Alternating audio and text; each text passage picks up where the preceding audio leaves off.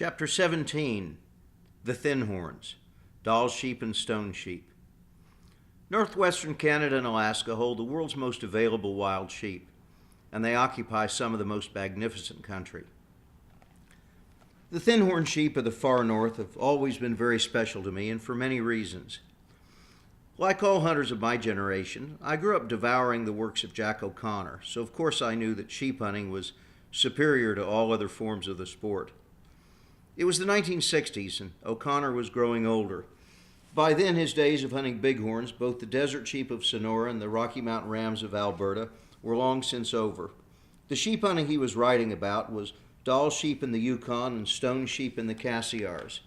And he made those mountains come alive for me and millions of young hunters just like me.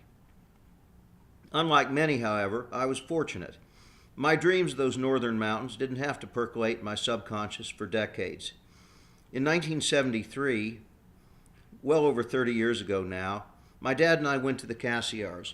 Although we'd hunted deer and pronghorns and elk and such, this was my first big hunt, so of course the memory remains special. We went at Frank Cook's Scoop Lake camp right on the heels of Jack and Eleanor O'Connor, who had just completed one of their last sheep hunts. This too made it special. But what really made it special and keeps the memory bright to this day was the sheer magnificence of northern British Columbia. There had been good rains that summer and the high basins were emerald green. The leaves were just turning and the heather and alder bottoms striped the hills with swaths of yellow and crimson. I've been many places since, but I've yet to see country that matches the Cassiar Mountains in early fall. Come to think of it, I have yet to see game that matches the magnificence of the rams that live there. We all have our favorites, of course. The snow-white sheep to the north are beautiful, and the bighorns to the south are awesome. Each variety of antlered game has its own special attraction, and the bears are dramatic creatures. Perhaps oddly, I don't consider myself a sheep hunter, but I've long maintained that the dark pepper and salt sheep of northern British Columbia are the most gorgeous creatures in North America, and the most beautiful wild sheep in the world. I suspect, like many of us, for most of my life I assumed that the dark sheep of northern British Columbia and adjacent southern Yukon were named after the gray and black rocks they live among. Actually, they're named after an early naturalist named Stone, so they're properly stone sheep, capitalized and possessive. Likewise, the pure white sheep to their north are named after a fellow named Dall, so they're properly Dall's sheep. In the early days, it was thought that these two wild sheep, so distinctly different in appearance, were altogether species of sheep. In fact, they are not. They are respectively Ovis dolly dolly and Ovis dolly stone eye, the two primary subspecies of our thin-horned wild sheep.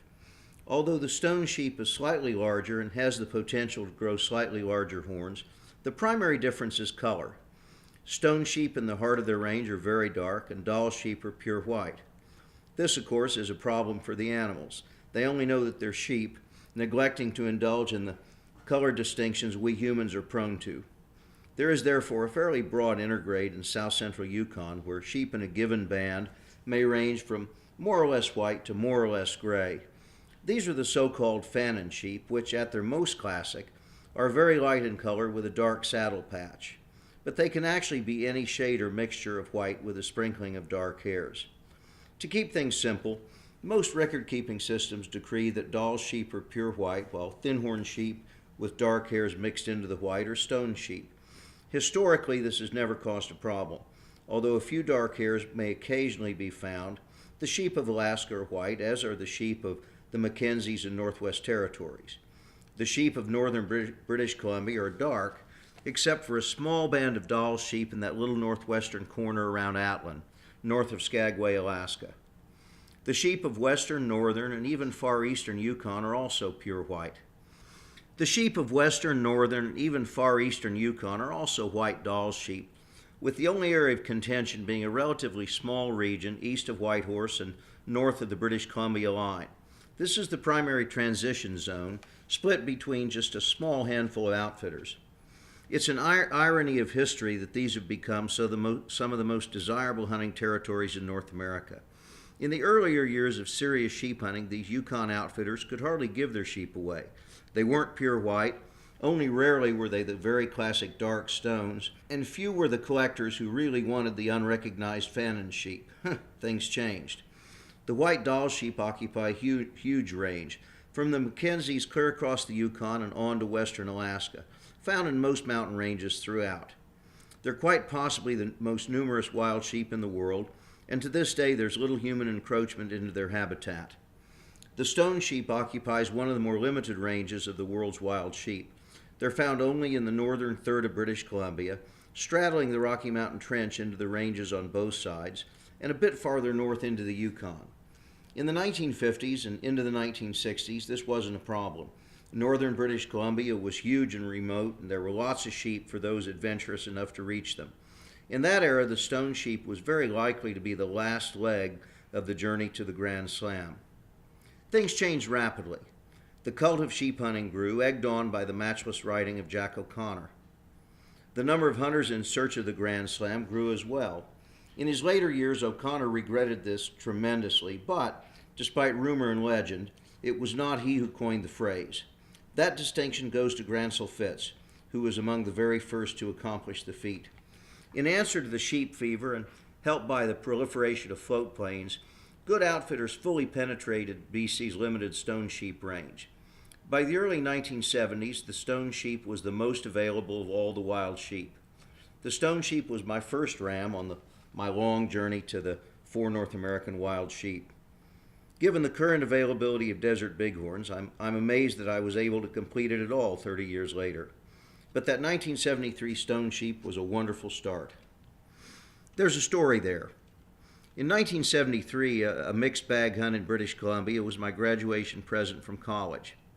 Dad must have had faith that I would graduate. The present was a year early, since I'd be going off to the Marines as soon as I got my diploma. Jack Atchison set it up for us, a moose caribou goat hunt in the Cassiars. A sheep hunt would have been a bit more costly, but not so much.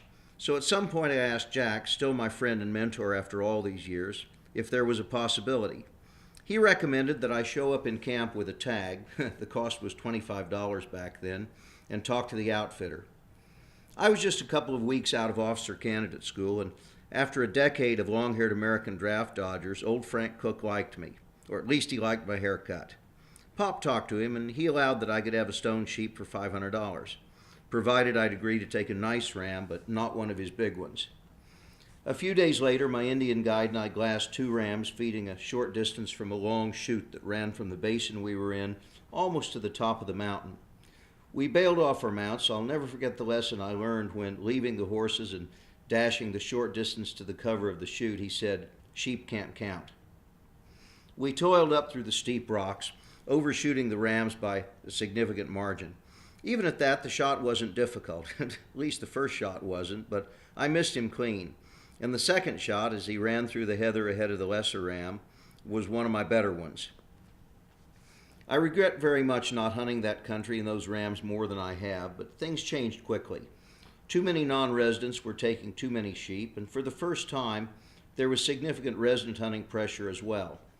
By 1975, trophy quality was dropping dramatically. The British Columbia Game Department, in a move that was most unpopular but absolutely necessary, instituted a quota system. For most outfitters, this cut the number of rams they could take to a half or a third of what they had been taking, and prices skyrocketed. It's taken many years, but today there are more big stone sheep seen and taken than since the late 1960s. Unfortunately, the non-resident quotas remain very tight as resident hunting pressure has continued to escalate. Not only are BC's stone sheep hunts very expensive, but it can be a matter of some years to get a booking in the better areas. This obviously has created wonderful opportunity for the few Yukon outfitters who could offer dark-haired sheep.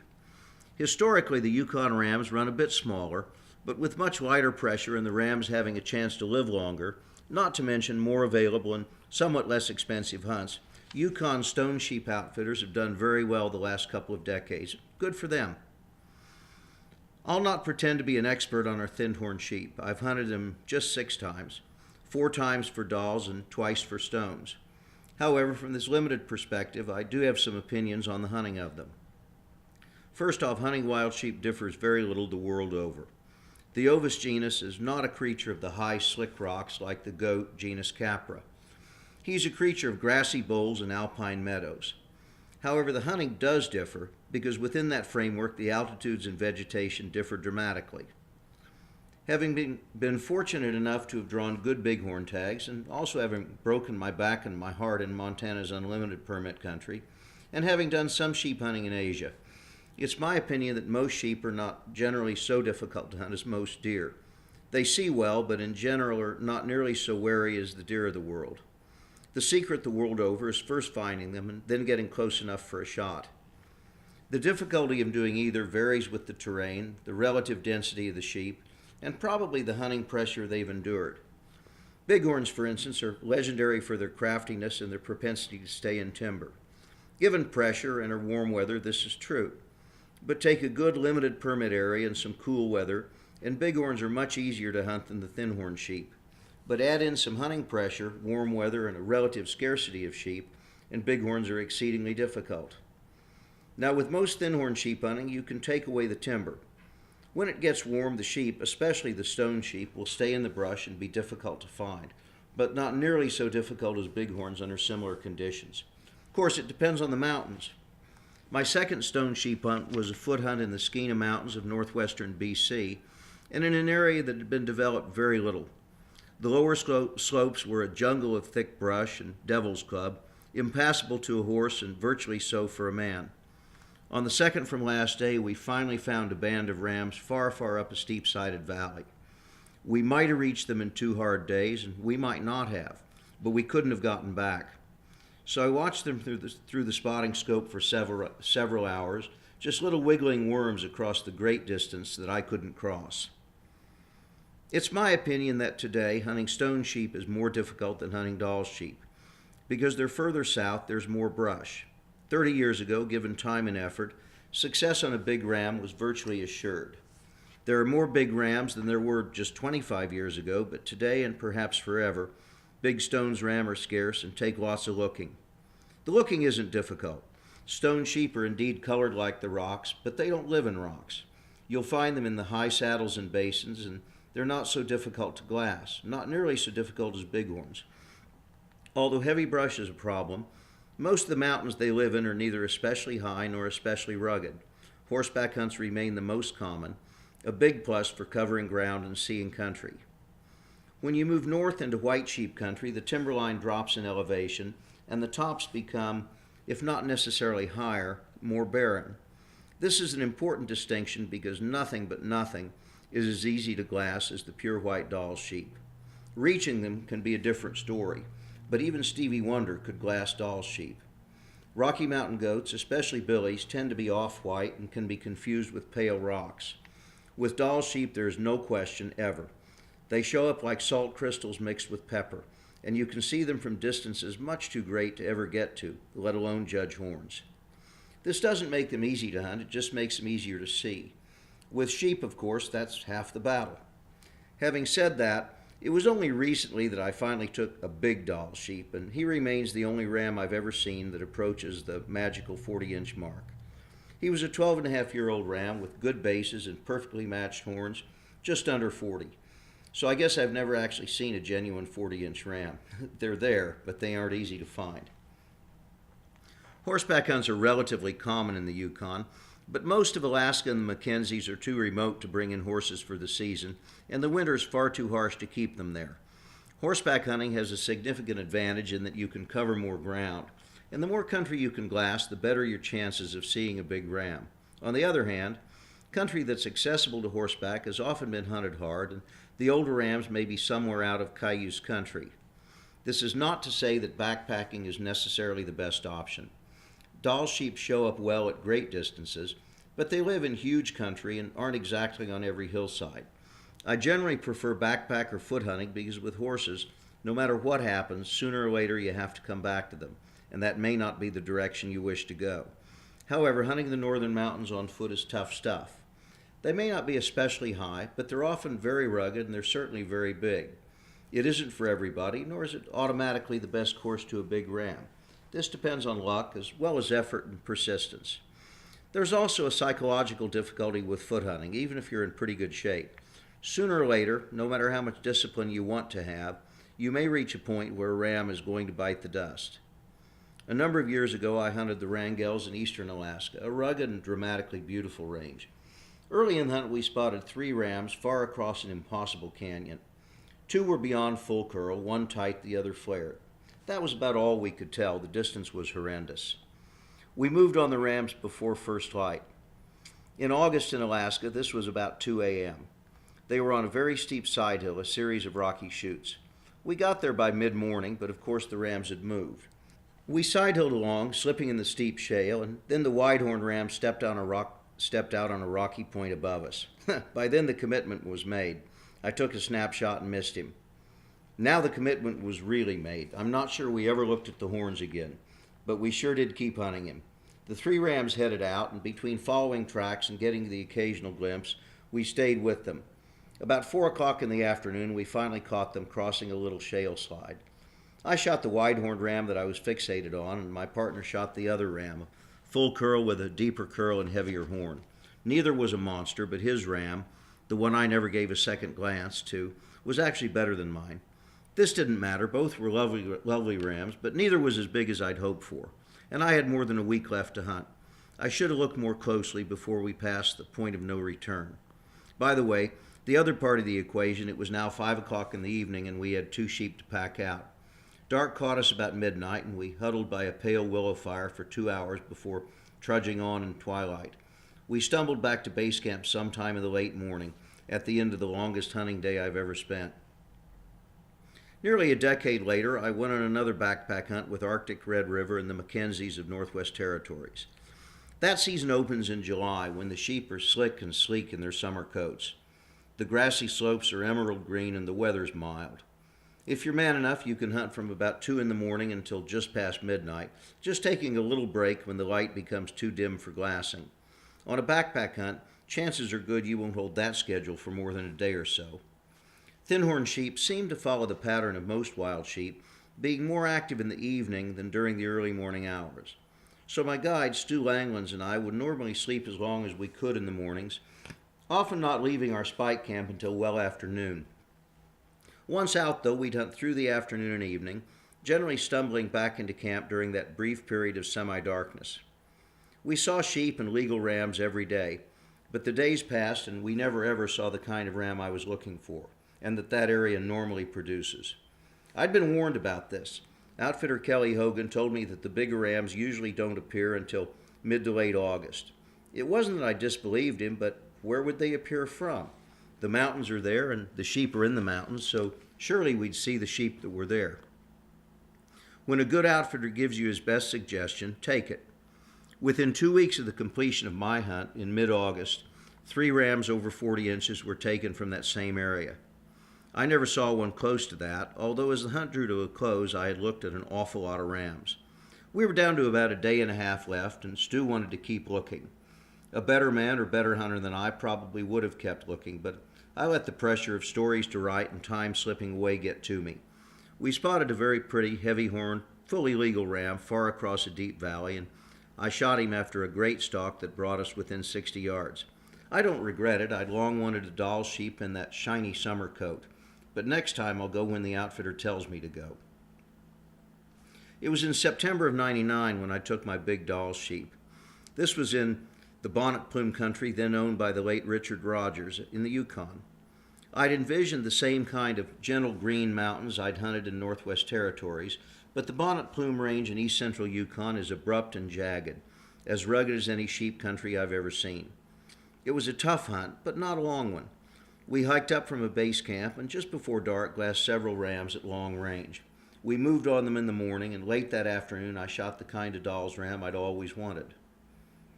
Dall sheep remain our most available wild sheep, perhaps in the world as well as North America. More and more Alaskan areas are going to permit draws, and there's more and more resident pressure as Alaska's human population increases. But there remains a great deal of fine sheep hunting in Alaska, enough that costs for guided sheep hunts haven't escalated nearly as much as they have for, say, moose and the big bears. Most of Alaska's mountains, from the Chugach in the south to the Brooks in the north, hold good sheep. But Alaska is not the only place to hunt Dall sheep. The Yukon remains very good, and the Mackenzies are very good. All things considered, I don't think one area is really better than another, but circumstances are different. Many outfitters in the Yukon use horses. A few do in the Mackenzies, and still fewer are able to use them in Alaska. An Alaskan hunt is likely to be a single species, sheep-only hunt, while a Yukon hunt with horses is more likely to be a mixed bag affair. Later on in my Yukon hunt, I took a nice caribou, and I saw a couple of decent moose as well. Since I wrote this, I went back to the Yukon. In the southern Yukon, where the sheep are the so-called Fannin sheep, and of course by then everyone was calling them stone sheep because it was a much less expensive hunt than BC. But that was also a theoretically mixed bag hunt. My partner and I both took really nice sheep. His very dark, mine kind of classic Fannin, very salt and pepper. It was a beautiful hunt. And after that, we looked for moose and we looked for bears, and we didn't take any other game between us, but man, it was another wonderful hunt. Now in the Mackenzies, it depends on the circumstances. When I was there, I could have taken a mountain caribou, for instance, but if you take other game on a backpack sheep hunt, the hunt's over for several days. In any case, if you want a good ram, the best option is to just hunt sheep. Check references carefully and find both an outfitter and a guide who are sheep hunters. Doll sheep are plentiful enough across most of their range that this is far more important than exactly where you choose to hunt.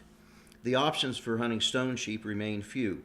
Classic areas in British Columbia or those few territories in adjacent Yukon. If a stone sheep is on your dream list, unfortunately you have to save your pennies, and you should do it as soon as you can. Costs continue to escalate and quotas continue to tighten. I don't see it getting better. I still rate a really dark stone sheep as the most attractive of all the world's wild sheep, and his mountains is some of the prettiest country on earth. I'd love to hunt him again, but the reality is that I probably won't. I'm happy to stand on my one ram from BC and that one ram I took more recently in the Yukon. I'm satisfied to stand on that if I must. I remember both days that I took those rams and those mountains like it was yesterday, and while that first ram remains one of my most prized trophies, I'll never forget and always cherish the one I took from the Yukon some 20-odd years later. When you go on an outfitted hunt, you're betting more than just your hard-earned cash. You're betting your vacation time, your safety, and your hunting dreams. You've got to get it right. There's a lot of ways to find a good outfitter, but a simple way is to go on my website, CraigBoddington.com, and take a look at our Craig Boddington Endorsed Outfitter program. Go on the website and you hook up directly with the outfitter. It's based on 40 years of hunting experience worldwide. My program's a group of outfitters that I believe in, and they believe in me. Hey, I know a good